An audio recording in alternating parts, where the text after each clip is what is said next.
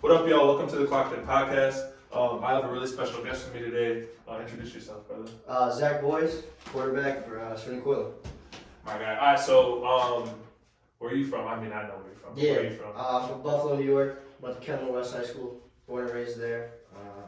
So really proud to say that I'm from Buffalo. You know, represent my town, my city. For sure. What was high school football like for you in Buffalo? Was it pretty? What class in like? We were class A. So okay, so it was good. Yeah. So we played good football. My junior year, we played better competition than my senior year. Okay. I'll say that. Because in Buffalo, everybody kind of gets reclassed every year based on enrollment. Gotcha. You know what I mean? So my junior year, we played, I'd say, better competition, and that really kind of set me up for my senior year. Gotcha. Where we played teams that were still good. We still played good comp, but it was just a little bit different from my junior and my senior year. But it was good football all around. You know, we got ballers all over the place in Buffalo. You know, it's kind of just kind of got a mixed bag up down there. Was so high school football? Did you have to compete, or was it pretty set in stone for you? I didn't play varsity until my junior year. Oh, wow, okay. Yeah. So my freshman year, actually, I got hurt playing in my first game. Got concussion, knocked me out the whole year. So I was done the whole year for football in my freshman year. So I played JV my sophomore year, and then junior and senior year is when I kind of stepped into varsity. And it was just we had a guy that graduated my sophomore year, so I just we needed a quarterback. I stepped into the role, and right from my junior year, we were on. That's lit. So not playing football like not your whole life, but having that little gap. Right. What was recruiting like for you in high school? So I was getting recruited to play basketball first, coming out of high school. So I was actually getting recruited first to Cortland for basketball. Coach Vanbaugh was recruiting for basketball because Coach Mack retired, right? So we didn't know who was going to get the job for the Cortland job. So I was kind of looking at basketball. I was getting recruited by a lot of schools for football though, like Fisher, Utica, all the local schools that you kind of get recruited by in the New York area, you know what I mean? Yeah. I was talking to Mercyhurst a little bit and Seton Hill, but like none of those things ever really panned out. Yeah. So I was just I wanted to finish my basketball season before I made a decision on anything. So I went on a bunch of visits, and then right when Coach Fitz got the job, he called me like 3 days later and was like, "Hey, want to get you down to Cortland?" And my visit down was his first visit down to Cortland too. So we were kind of taking like together. Together. And we had a really good meeting, and he kind of just sold me on the whole place and sold me on his vision. And kind of when you come to Cortland, you step on campus, you see this place, dude. Like it's beautiful. Bro. It's beautiful. It's top-notch facilities. It's better than anywhere else that you're gonna get in New York. Really, absolutely. In my opinion, and a lot of other people's opinions. So it was an easy pick for me. But it was definitely an interesting process. I think that's fire too. It's kind of like with you guys coming together, touring together. Low key shit is like full circle. Yeah, absolutely. You know what I mean? Like now, like where you guys are at together, I think that's pretty fun. Right, yeah, exactly. I mean, he was telling me his vision of that program, and he just got the job 2 weeks prior, right? And then to see where we're at now, we're national champions. It's crazy to really think about how it came full circle. Yeah. And, I'm just grateful to be in the position I'm in. Absolutely. So let's stay there though. Let's talk Coach Fitz. Okay. Like I have my own personal relationship with him. He was my coach, right? And he did a lot of things for me that I don't have time nor enough words to thank him for. You know what I'm saying?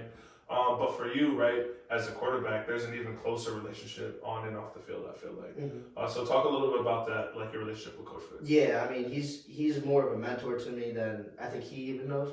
And I think that's just kind of how every player that he's coached feels about him. He's just a great dude, and he really wants to just win, right? Yeah, like he wants to win, but he also wants to develop you as a man. And everybody says you just gotta get to know him, right? He's a football guy. He really cares about football. He wants to talk football all the time. But he does care about you as a person. He wants to know how you're feeling. For sure. And that's the beauty about football is it's a lot to do with your mental too. You got to be there mentally and locked in. And he always kind of checks in on me mentally. He wants to know what I'm thinking. Yeah. Right. And I think that was a big part of the transition from last year to this year. We're just communicating more and wanting to know. I get a little bit more input on the stuff that we're doing. And he's a great dude. He's a great leader. He gets everything out of it, like my teammates. Absolutely. He really gets the best out of everybody because he pushes them. He challenges you. He's not gonna be easy on you, right? Like it firsthand. Like he's gonna get on you, and just because if he does that, it's because he loves you, right? And when he gets on you like that, that you kind of got a special place in his heart because he sees a lot in you. So absolutely. Yeah, he's amazing, man. And I'm a firm believer that we are like collectively, we are a representation of our leader, Mm-hmm. right? And as you know, on a football team, right, the leader is the head coach and the quarterback, right? So for you, right, taking those steps, like I know you are, you're a good leader. It's understanding that too, Absolutely. right? So if you could give me one word when you think of Coach Fitz, what's one word that just pops in your head? Genius. First word. Yeah, he's Genius. smart. He's smart. He's easily the smartest coach that I've been under at every level that I've played. He dumbs the game of football down so simply, where it's like, oh, that just makes sense. It allows you to play fast. Absolutely. You know what I mean? So especially being a quarterback, just listening to how he sees the game, and it makes me play slower and play better. So he's a genius. Absolutely. So then staying with him, right? So like, what's something that you admire past the football field, right? So like for me, like Coach Fitz, I personally admire his calm demeanor, right? Because like we know how he can go 0 to 100, absolutely, and you believe it because it's genuine because he's so like even keeled, right? So like, what's one thing that you admire of him? I think just like kind of what you were saying, just how calm he is, and it's just leadership. It's crazy. No matter the situation, you know what I mean. He's able to read the room very well, so he knows when he's got to be calm and but he also knows when to get on you. Yeah. I think just his competitiveness, right? Like he wants to win so bad that he'll do whatever it takes, right? Mm-hmm. So if he needs to be the loudest voice in the room, he will be. But if he needs to just sit back and allow like us as players to talk, you know, there were some games where he didn't even say any words before the game, and he just let Max Llewellyn just have the room. Yeah. Right. We were in Randolph-Macon in a hotel during the Final Four game right before the game. He let Max have the room and just said, "All right, guys, see you tomorrow." Right. So he kind of knows the room, and we went out there and played the best game of the year. So he knows when to step in and just when to kind of let us kind of figure it all out. Yeah. That's what I admire about him. I feel like that's so dope, bro. I feel like from a man's perspective. Absolutely. Because we want to walk in and like show our chest, right? Like absolutely. We want to. You know, you're a quarterback. You're vocal. You're the leader. There's times where like I'm sure you feel like you have to say something. Absolutely. Right? And I feel like there comes a time as a man where we got to be like, maybe it's best if we just don't. Keep your ego in check. For real, right? He does a really good job of Great that. job of it, and that's where I've learned from him, right? Yeah. Because like I think my junior year, I wanted to be the voice in the room. I wanted to be the leader and the captain, where I just needed to take a back seat sometimes. Yeah. And I just picked and choose my spots when to talk. You know, I'm always gonna be vocal. That's just kind of how I am. That's how I carry myself. That's my like kind of leadership skill. But it's just about when to say certain things. And I think that's where I kind of learned the most from him. It's, like I said, he just does. He picks and chooses his spots, and he knows how to lead. And it's been working, bro. So I have this little timeline for you, bro. I saw it today when I was at work. I was like typing it up. So 2020, COVID. Yep. Boom, gone. 2021, saw the field in 7 games, completed 16 of 32 passes for 225, threw for 1, run for 1. Mm-hmm. Right. 2022, earned first team All ECAC, All Empire 8, third team D3 football, All regions, started all 11 games, threw for almost 3,000. Mm-hmm. Okay, 28, threw for 28 touchdowns, rushed for 2. And then this past year was crazy. Crazy. Like bananas, bro. Over 4,000 passing yards, right? Threw for 44 touchdowns. Yeah. Rushed for 8. But probably the coolest thing to me, I'm a DB, right? So the coolest thing to me and the most like irritating was you only threw 5 interceptions. Bro. Yeah. So so before we get into like all the stats, and I have more stuff, more accolades and stuff, let's talk about your transition, right? From when you got here, COVID hits. Mm-hmm. Everybody knows how that was affected everybody on the earth, right? But how was your transition from the last 3 years here? So I think I just my first year really was 2021, right? Like coming in, having a camp, and like getting to learn really the system, and getting to learn and do everything. And I think my biggest transformation was also learning under Breeze Segala, who was our quarterback before, and just learning how he saw the game and how him and Fitz kind of came in, and they always made a game plan. We were always in the meetings. They were allowed me to be in those meetings where like Tuesday meetings are kind of like where we establish the game plan and like lay out the week. And just seeing how those guys view the game. Coming in as a freshman, I just wanted to throw the ball deep. Yeah, like I was a guy that took shots, you know what I mean? Like a very airy style of play. So learning kind of how to play the RPO and just different styles of football, you know? It allowed me to develop. And then last year, with my first year playing, I think the biggest thing that I learned is I just didn't need to do too much. Gotcha. Right? So I felt like when I didn't play well, it was because I was trying to do too much. Right, and I was trying to be Superman out there. When in reality, I just needed to check the ball down or just take my first read. You know what I mean? And just take what the defense gave me. And I think that was just my biggest. What led me to have so much success this year was just always thinking that in the back of my head, just take what the defense gives you. Yeah. You know what I mean? Football's a simple game.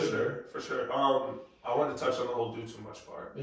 Because I think from the outside looking in as a fan, as somebody in the stands that's watching, right? We're like, come on, Zach, why would you do that? Right. Yeah. Like, that's mad selfish. Yeah. But, like, realistically, like, obviously, like, just knowing, like, I know it's because you want to win. Absolutely. And I wish more people thought of it that way instead of just being like, why would he do that? Right. Well, exactly. like, I'm not gonna lie, I was trying to make a play. Right, exactly. You know what I'm saying? And maybe I did it wrong, but I wasn't purposely trying to throw an interception or purposely, like, fumbling the ball. You know what I mean? And sometimes I wish people, like, on the outside, that's why they're fans, right? But I wish that they thought of that first before they jumped on. I think the people that just think like that, they've never been a competitor before. Got you. Right? Like, you gotta understand that, you know, no matter what you're trying to do out there, I'm trying to do it to win. Right. Right? So, like, if I think this is the right play at the time, like, in the 5 seconds I got to react, that's what I'm making, that's what I'm doing, right? Absolutely. So when you play too, like, when you're DB, you're like, if you're trying to drive on like a shallow and like, maybe it was the wrong play then, but it's like, shit, I was just trying to make a play. Right, exactly. So it's not, it was never like, when I say I was trying to do too much, it wasn't like I was like, oh, I gotta rush here to get my stats up or anything like that, or like I gotta throw it to so and so to get his stats up or anything like that. It was more just like I wasn't being disciplined enough to go through my reads. In that moment, right? Yeah, exactly. Sure, in that moment, sure. And I think that's what I really grew on was I just gotta go through my reads, go through my process, and just kind of be disciplined in my coaching. Absolutely. Right? And trusting Coach Fitz and like going. If you just play within his offense, you're gonna be successful. Yeah, no, that's perfect. And I feel like, bro, if you can, I mean, I'm a huge believer, I'm sure you are, that sports correlate to life. Absolutely. Right? So as life goes on, bro, no matter what happens with you, if you can trust your reads, right? Be patient, let the game slow down, like your life, you'll be successful. Exactly. Right? You'll make a lot of good decisions. You know what I'm saying? You'll be around the right people. Right? It helps us. I think sports helps us out a lot. So let's talk about the national championship run. Right? So have you lost a conference game since you've been here? No. That's where I want to start. Yeah. That's crazy. Crazy. It's not a weak conference, bro. No. Like, I don't think people understand that. Since Coach Fitz got here, he has not lost a conference game. That's nuts. It's nuts. Now, I will say, like, COVID kind of derailed a lot of stuff. Like, within the conference, it was a lot stronger before. But we got ball players all around. And it's, the thing about the E8 is what I grew up watching EA football too. Like my dad was head coach of Upstate, so I watched Hartwick, Brockport, Alfred, St. John Fisher, Ithaca. I watched them all play each other. Gotcha. Anybody can beat anybody in a given week. Yeah. Right. So like you got to come in and now we're 3-time conference champs. Like we got the target on our back. Right. So like when people are playing us that week, that's their biggest week. Yeah. So right, because they want to get that W and they want to knock us off the top. So we can't be complacent and like think that we're too good now, right? And you got to win your conference to get into the NCAAs. So I remember we still talk about it to this day. Like the Brockport week when we were getting ready to play Brockport, that was the most locked in week we had the entire year, including like the national championship run, the Final Four, because it was like if we don't win this game, we don't even get to go to the playoffs. Right. And you got Cortaca the next week. Like that week doesn't even matter if you're not even in the playoffs. Right. So that's just the way that we Coach Fitz kind of instilled in us, like, hey, it's week by week, right? Like the first 3 weeks, you got the conference, you got non-conference play, you got to build it up, and then once the conference play starts, like that's all. That's really the way you make your money. I love it, man. So who was the first? All right. So first, how many games does it take to get to the national championship after regular season? After like five. Okay, so that's crazy. So who did you guys play first? That first game? We played Endicott. Home? No, at Endicott. Okay. So we thought we should have had a home playoff game, whatever it was, but we had to go down and play Endicott. They were a really good team. They had a really good defense, really good scheme. Okay. And we were banged up. After the Cortaca game, we lost 2 starting linemen. We lost our Will linebacker, who was first team all conference. Like we got banged up when we played this again. Is he the freshman? No, and we lost Sam Cotton. That's right. So Sam Cotton didn't even play for that round. He was a freshman DB. He was a stud, bro. Stud, I watched him play. I coached JV basketball. Yeah. So I watched him play last year when he played at Fuller. Oh yeah. Bro, he was built for it though. Yeah. Like he looked like a little like. He doesn't play like a freshman.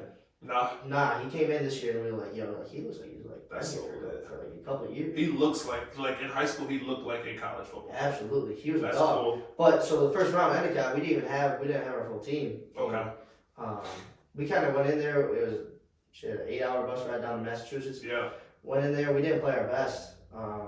That's for sure. But we just we squeaked by. Then we went to Grove City and we had them at home. But they were a very good team. Like they were like one of those like old school, gonna run the ball down your throat, slow you down. We jumped on them early. We were up 14-0 early, and then Cody Ike, our All-American right tackle, rolled his ankle. Jeez. I rolled my ankle later in the game, and they kind of came back. They mounted a comeback, and we were able to squeak that one out. That was the big like 2-point conversion play. Got you. Where we won on a 2-point conversion. Yeah. They missed the field goal to win the game, but I think that game kind of changed everything for our playoff run because we lift on Sundays, and as an offense, we went from scoring. We only scored under 35 points one game until playoffs. That's great. And then we went back-to-back games, we barely even scored over 25. Got you. So we were like, as an offense, we're like, listen, we got to play better. Like, straight up. Like, whatever it is, we got to get healthy, we got to get right, but we can't be relying on our defense anymore to help us win games. Because honestly, they won us the first 2 games. Right. So then we went into Elmo, we put up 60. Brandon Baker put up 42, and then the Natty put up 40. So we kind of got back under our feet, and we needed that wake-up call because Grove City really kind of punched us in the mouth like, whoa. Yeah. It almost just ended. You know what I mean? So I think that was a big stepping stone for us, and I'm just grateful that Grove City kicker missed that field goal. For real. I remember getting a ton of texts, like you said. Was it that game, the 2-point conversion game, or the next one? The Grove City was. Okay, so I was I forgot where I was at. And a bunch of people text me, they were like, yo, Coach Fitz is a genius. And I'm like, what happened? And like, he called this 2-point conversion and it worked out and all this stuff. And like that, like I said, I rolled my ankle, so I was with the trainers the whole time. We got the ball back. I threw a pick. I threw the worst pick in my life. Threw it across my body. Got you. Kid fumbled next play, got the ball back. We converted 2 4th downs on that drive. What? Got down there, scored, and we ran a 2-point play and it was dead. Dead look. Like it was just completely, like we run it all the time. It was completely dead. And our backside tight end just came from out of nowhere, threw off my back foot, and he caught it. That's so fire. So it was crazy, like how it all worked out. But Fitz always said, like if we were gonna score, we were gonna go for 2 because we needed the momentum. We didn't have momentum. You didn't have it. You have to get it. Yeah, right. So it was like, all right, if we're going to overtime, like anything can happen. Then we want to win the game. You gotta get that thing over. Right. So. So all right. So talk me through what is the night before a national championship game like for you? Nervous. Yeah. Nervous. I wouldn't say nervous. It was just like it was really the day of because we played Friday night, and I haven't played a night game since high school. Since high school, right? Right. So like the night of, we were kind of chilling. I would say like we were honestly messing around in the hotel a little bit with each other. Like, you know how it is. You go in the dorms or in the dorms and the hotel rooms. We're all just messing around. We didn't go to bed till like later, till like 12:31 because we had nothing to do the next day. Right.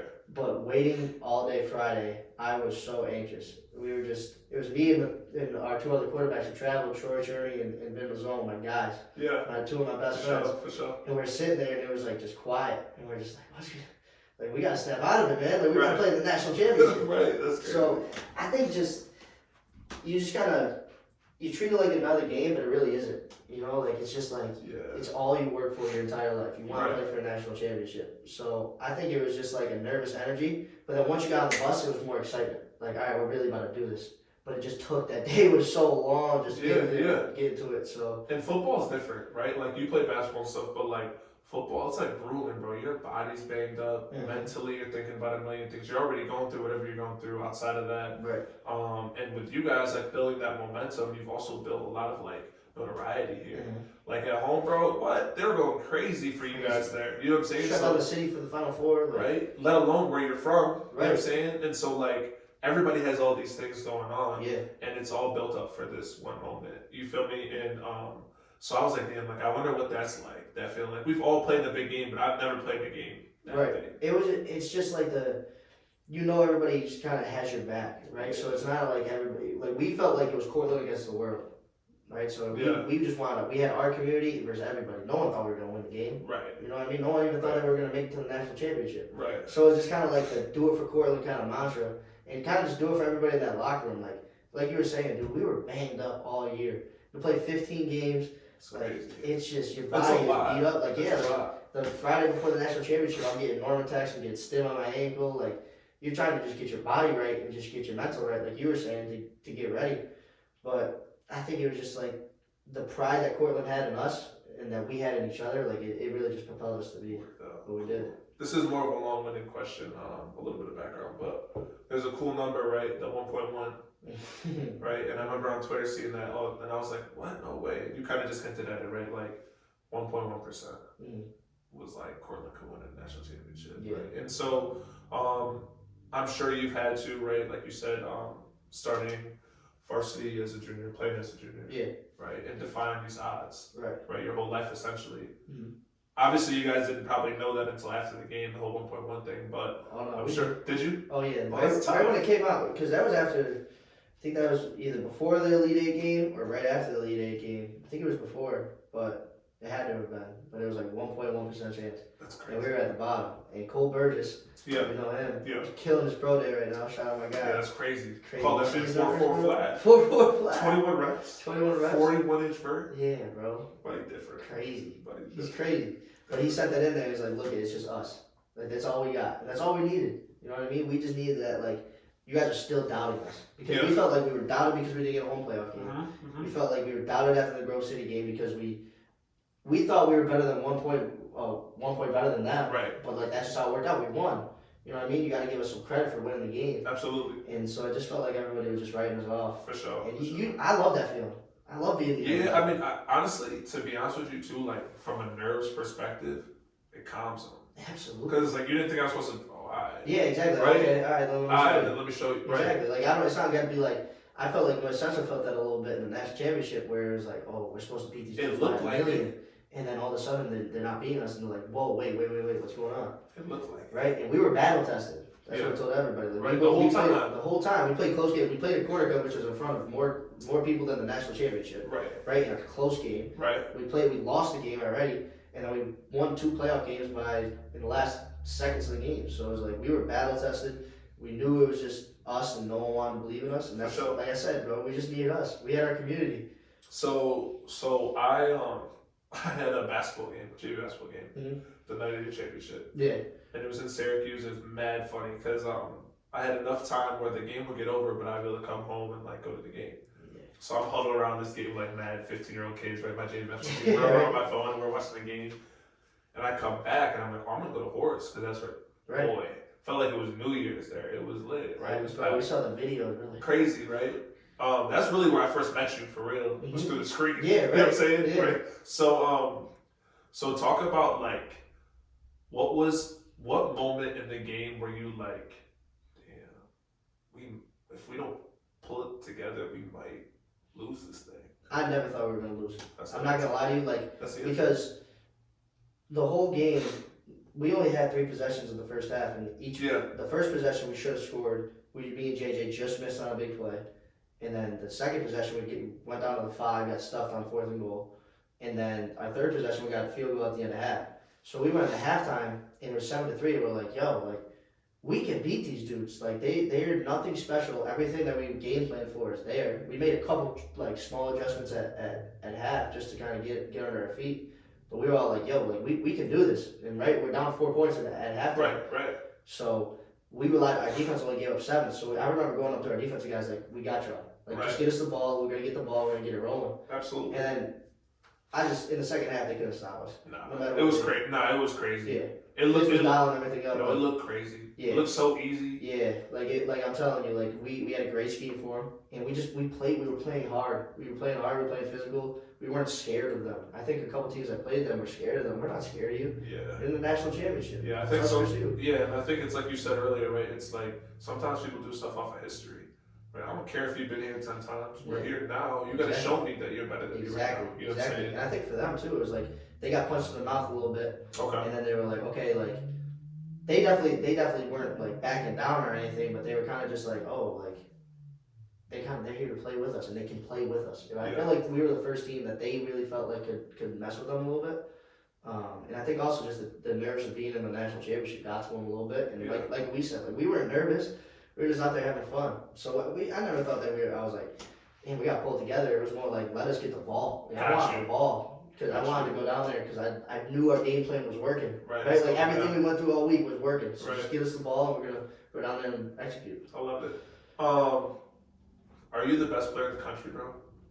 I'll leave that up. I believe it in my eyes. You know what I mean? Are you the best quarterback in the country? Absolutely, I think so. So when does that award come out? like the Heisman, I guess. Oh, the Heisman came out the day of the national championship. So how did that feel, bro? I saw it right before the game, and I was like, well, I wasn't even named the finals for it. Okay. So I was named the semifinalist, and then going into the Elite Eight game, they came out with the top five players in D3, and I wasn't on that, and it really fueled me. You know what I mean? I don't really look into those awards and stuff like that. Like, you know, like all those stuff are team awards, really, right? Like if I didn't make a deep run in the NCAAs, who knows if I even would have been up for the award, right? And stuff like that. So that stuff really didn't really kind of. I don't really pay too much mind to it, but it's more like I wanted my respect. Right, so like I see that, and I'm like, all right, so you're gonna leave me off that list, so now I gotta go prove to you that I'm better than what you think. Right. So it's just kind of that underdog mentality where I felt like I needed to prove myself more, and I still feel like that. I still feel like people are gonna be like, oh, well, they lost so much, like they don't have anything coming back. It's like, okay, I just gotta go out and prove it to you again. You know what I mean? It's just like that chip on my shoulder. It's something I've always had, and you know, it's not going anywhere. Nah, for sure. It shouldn't. And that's what I love, man. So when I was watching the game, all they talked about was I don't respectfully, I don't know the dude's name, but that's all they talked about was that quarterback. Yeah. The whole time, and I'm like, bro, what? He deserves his respect too. Like, he's a bully, no doubt. No, he's tough. Yeah. But like, so are you. Right. Right. And so I'm glad that does fuel you, right? Like you said, like I don't think you should look. You said earlier, we're not looking at like necessarily kind of stats, but like respect what I'm doing as well. And respect my team too. Absolutely. For what they're doing. That's what I was saying. Like I wanted it for my teammates, right? Like give us the respect that we deserve. Like I was saying, we were 1.1. I didn't get named for the finalists, like all that stuff. Like they weren't giving us any respect. It's crazy. So it's like, all right, we just had to go out there and earn it. It's crazy. So this is one of my favorite parts of the episodes, bro. Is doesn't really necessarily have to do with football, right? It's talking about pain and loss, and I think when I think about the most difficult situations that I've been in, they've definitely helped mold and shape me, right, as a man, and they've helped me to help others. And I don't even think football ever really was that for me, which is fine, right? It was just not where I experienced that type of loss. But for you, like, talk about a time in your life that, like, you went through something that, like, really helped you out. Right. I think something that, like, really helped me out was during COVID, I got kicked off of school. I got kicked off of campus because we violated a COVID violation. And it was me, it was three of my teammates, two captains, me, Ryan Baker, and Amari Kendrick. All three of us had a huge part of the national championship run.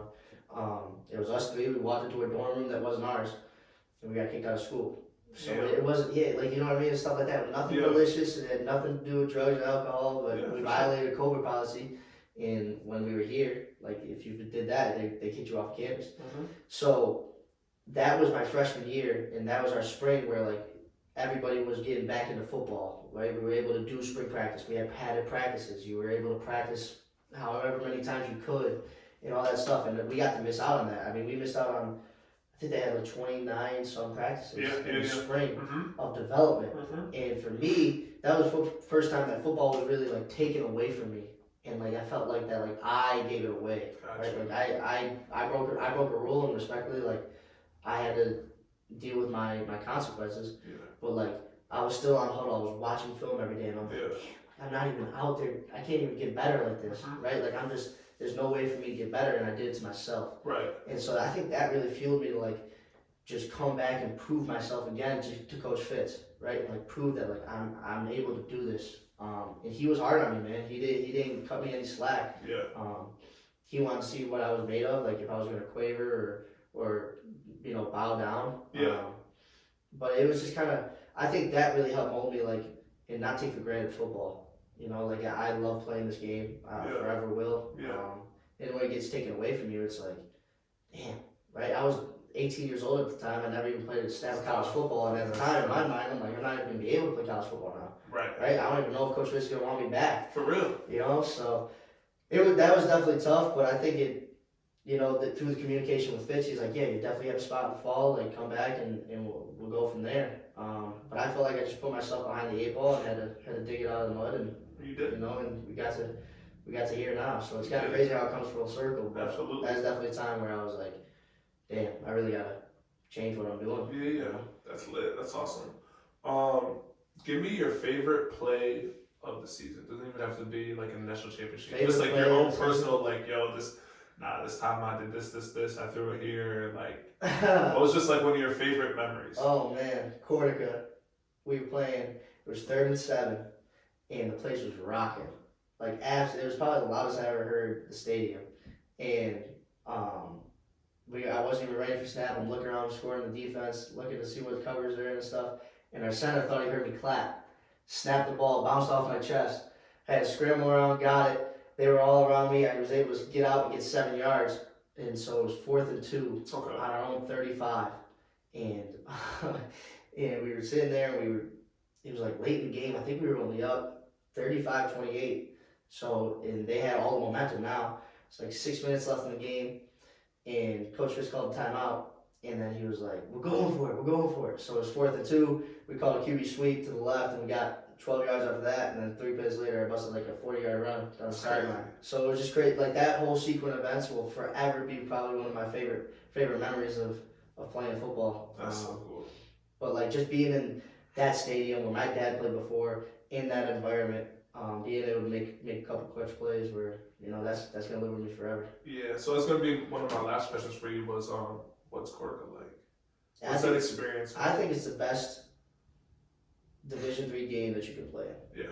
You know what I mean? Without a doubt. I think it's one of the best rivalry games you can play in the country. Right. Because like, it's really just, you're packed in it's not a huge stadium, but like our stadium is. So right. Like when we play at Cortland, that place will be packed out. Yeah, but like, especially up on South Hill, you're just collapsed by all the fans, and you just see a sea of blue and a sea of red. So cool. And it's so crazy, the ebbs and flows of the game. Mm-hmm. Like, a team could be down 21-0, and they get one good play, and the momentum switches like this, just because of the fans.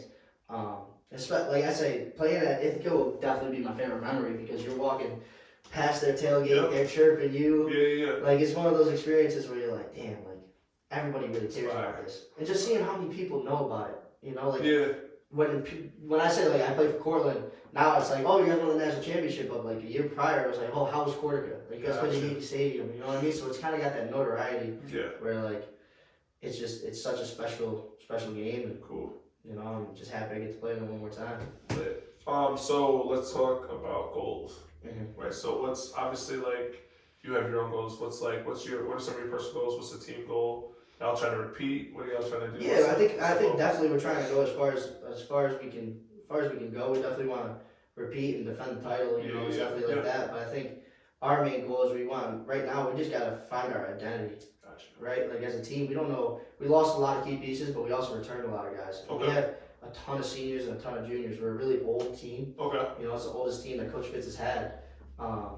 And we kind of want to just leave our mark as a class. It's something that we talk about. Like, coming in, we want to be the most successful class that Cortland see, right? We want to be, every year that we were here, we won a conference championship. Absolutely. Right? So we kind of got to start from the ground up, and we just got to find our identity first, and that starts in the spring. Mm-hmm. So that's kind of a goal of mine, is just to establish our identity first, and just take it game by game. We got to get back on Susquehanna first before we do anything. For sure. You know what I mean? That's fine. You got them early too, again, right? We got them early, and they're a really good team, man. They got a really good defensive coordinator. He does a lot of good stuff. I respect him a lot. And watching back, that game still pisses me off a little bit. Yeah, as it should. And that's fine. Slipped right out of our fingers and made some dumb plays at the end of the game. But, you know, I'm not really looking into, like, the postseason stuff. We got to get there first. Absolutely. Right? And we got to figure everything else out. So I think a personal goal of mine is just to stay in the moment. You know, I mean, it's my senior year, man. I don't want to wish any games away.